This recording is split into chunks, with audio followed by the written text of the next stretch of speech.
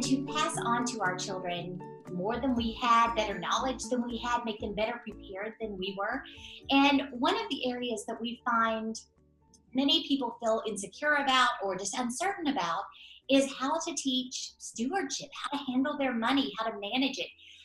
And so I'm very excited to have chatting with me today, Linda Carlson with Evangelical Christian Credit Union, who's going to help us learn how we can start very young with our children, teaching them really biblical, solid financial principles, and then how really that can transform your whole family. So, Linda, thank you so much for joining us. Would you tell us just a little bit about where you are, kind of what your background is, and really why you have such a passion to minister to homeschool families like this? Oh, Leslie, thank you so much. It is such a privilege, and thank you for allowing me to speak from my heart. What got me started in the first place actually with banking is my parents came to this country over 50, almost 60 years ago. And the generation that they came from, we didn't talk about money. And so if they didn't talk about money, what chance did I have, or what lessons did I learn to be able to teach my kids about money?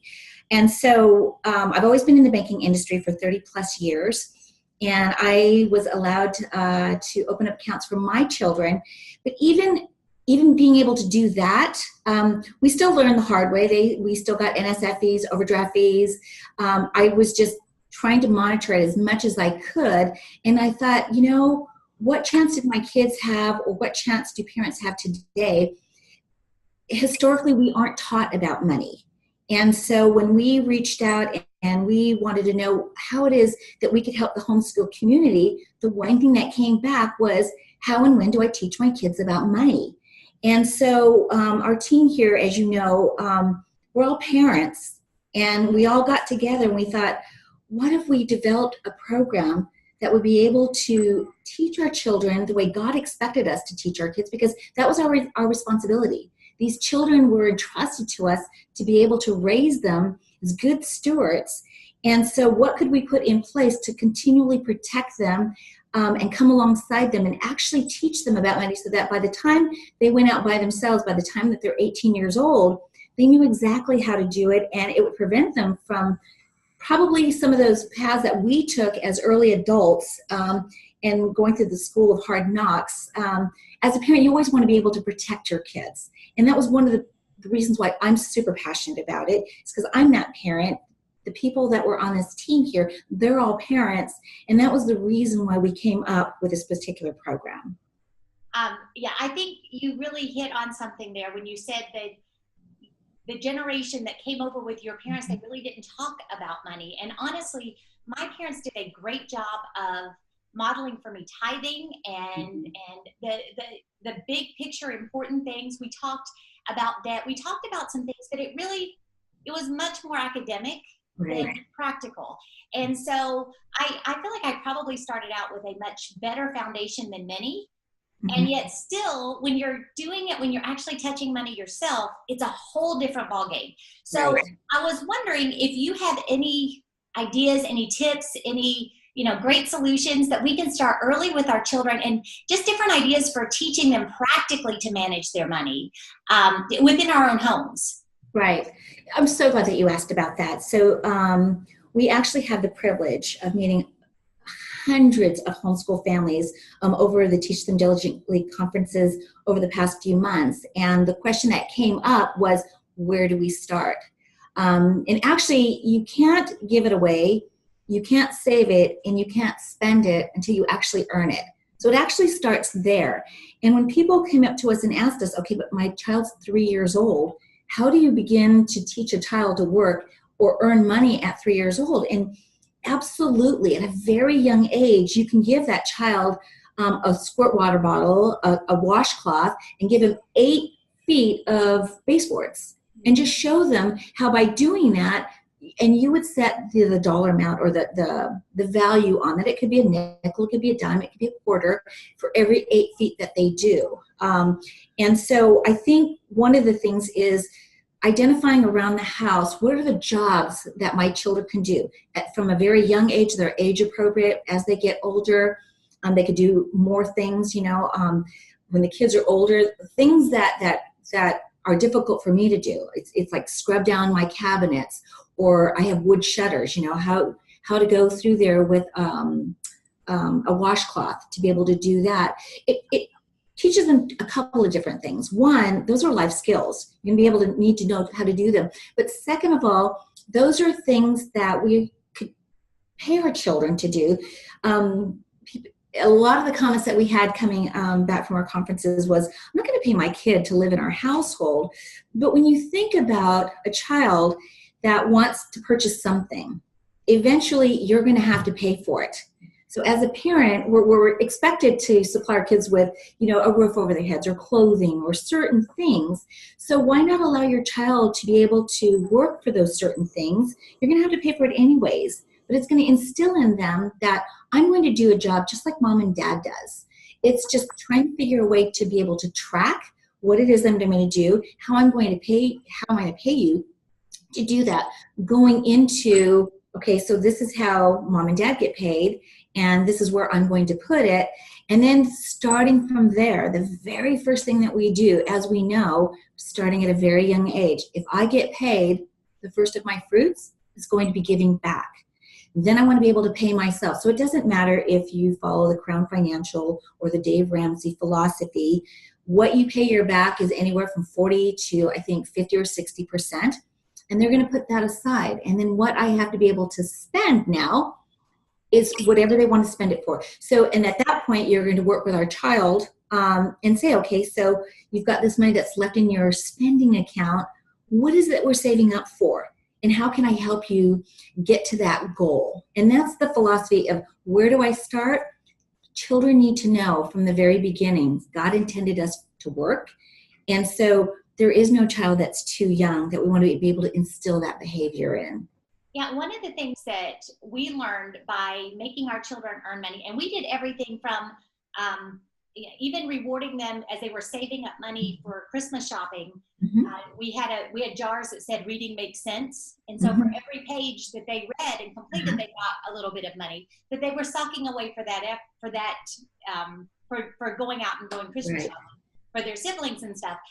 But one of the things that you'll find we have found, as our children have earned their own money, is money means a lot more in that case. When it's just mom and daddy's money, there's no end to it in their minds. We know better. But it really doesn't have any intrinsic value. Whereas if it's theirs, if it's something that they've worked for, they're starting to get a picture of, this ends, I go through this if I'm not careful. And so it's really great to start them on a small scale, letting them see the end of their money sometimes, but also the joy that comes from being able to do stuff with your own money and having the freedom to do that. And so those are just a couple of things that practically our family has experienced through allowing our children to earn money through chores, through reading, through, a lot of times we give them extra odd jobs to earn additional money. But it makes money seem very different to them. Now, you mentioned, kind of alluded to people who hold to Dave Ramsey's ideas or Crown Financial's ideas. And, I know that you guys have just started a new account that I was so excited to hear about when we were out there last year. And I want you to tell a little bit about your Start Young program. But I really want to make sure that you get out there all of the safeguards for our children, because that's what I didn't even realize they were exposed on until you mentioned it. And the power of those safeguards is so exciting to me. So tell us a little bit about that and really how that would fit into kind of a Dave Ramsey philosophy, a Crown Financial philosophy, because I know that you guys really appreciate the work that those guys are doing as well.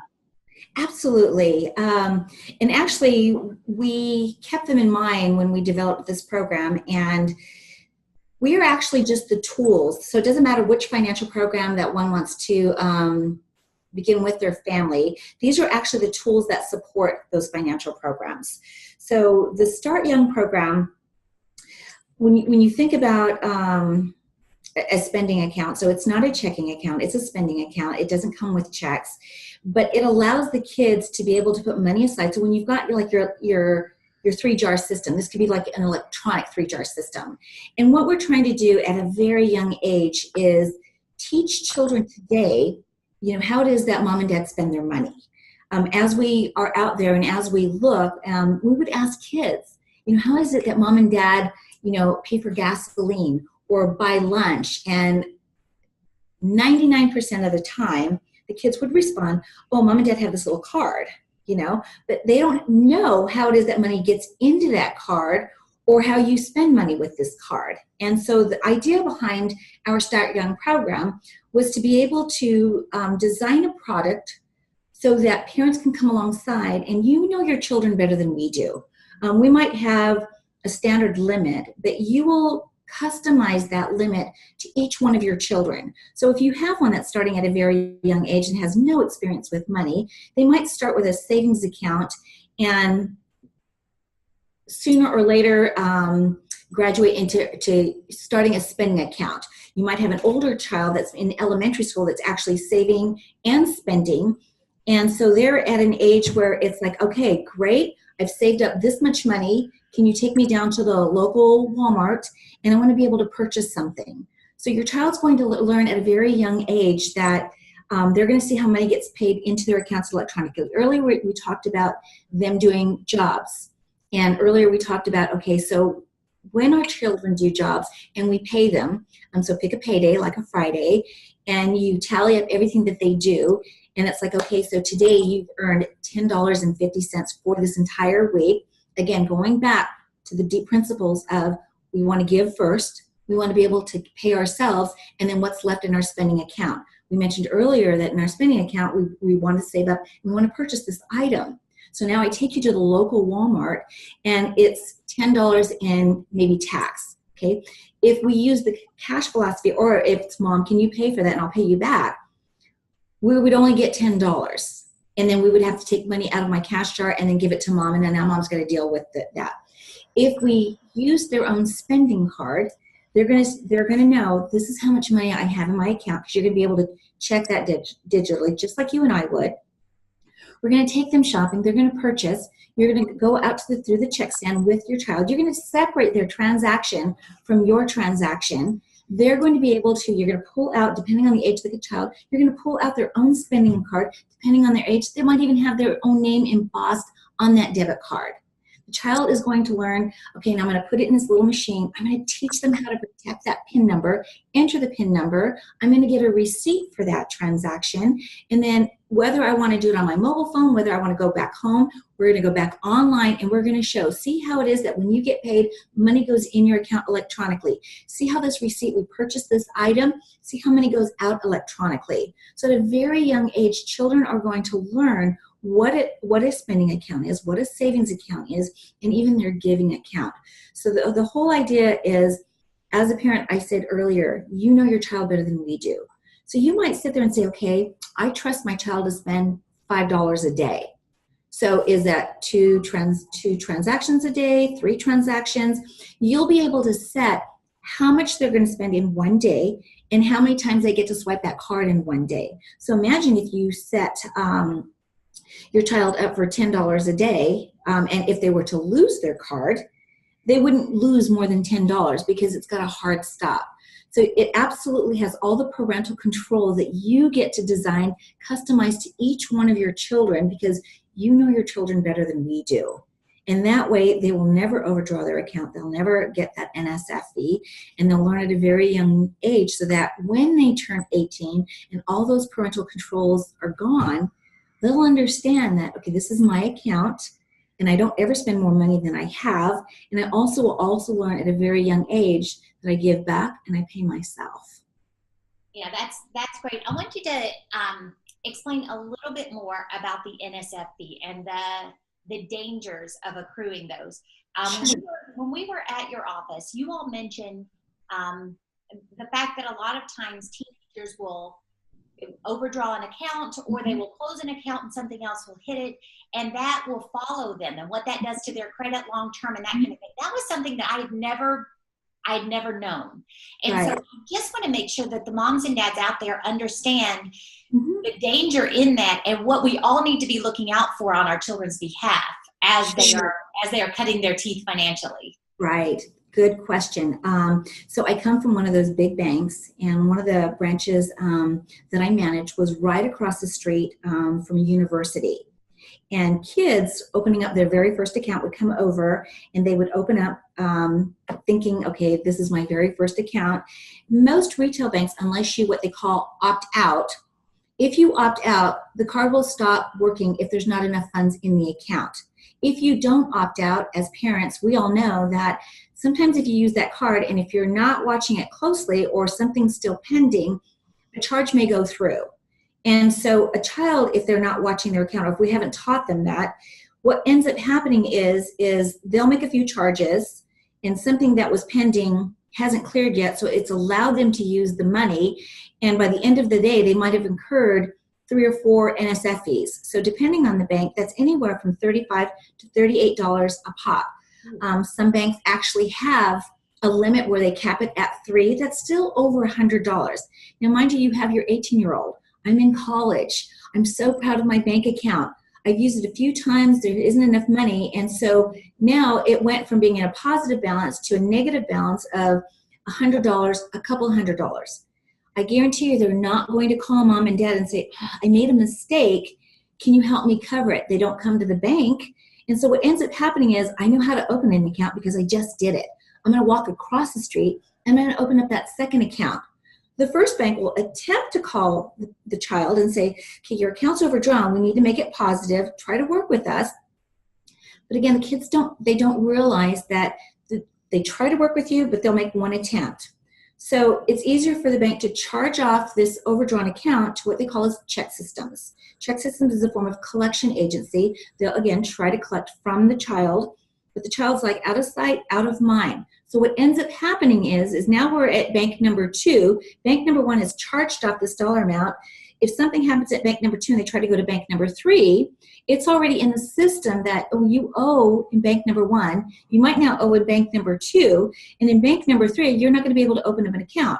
I'm 18 or 19 years old.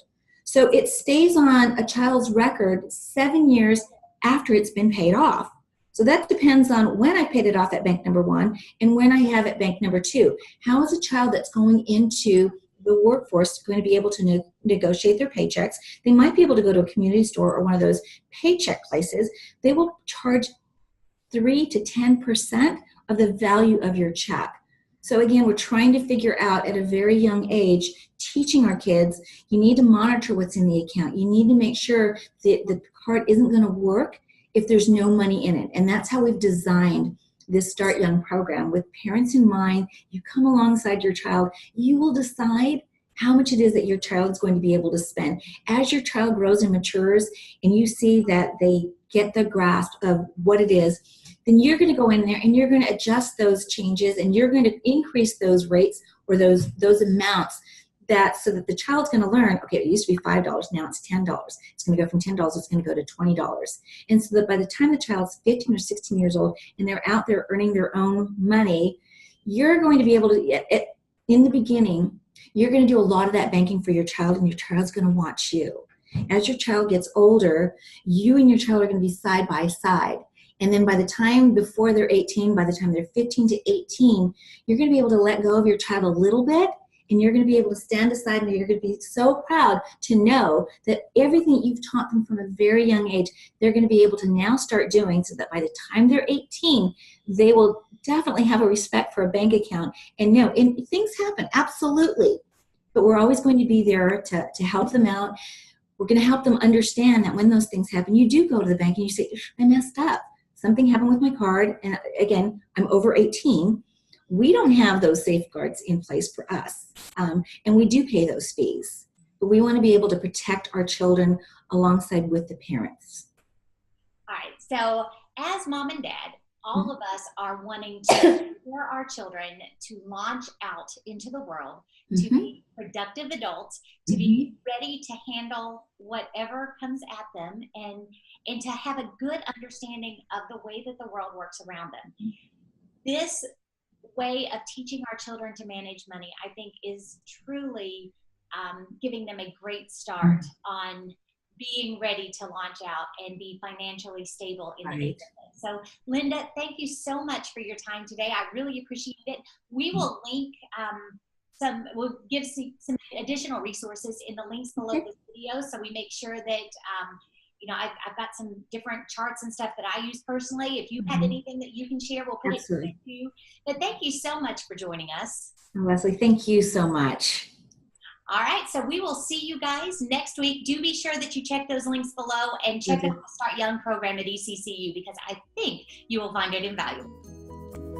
If you enjoyed this video, you've got to check out Teach Them Diligently 365. Every week, there are even more thorough videos and chats about things that are interesting to you year-round.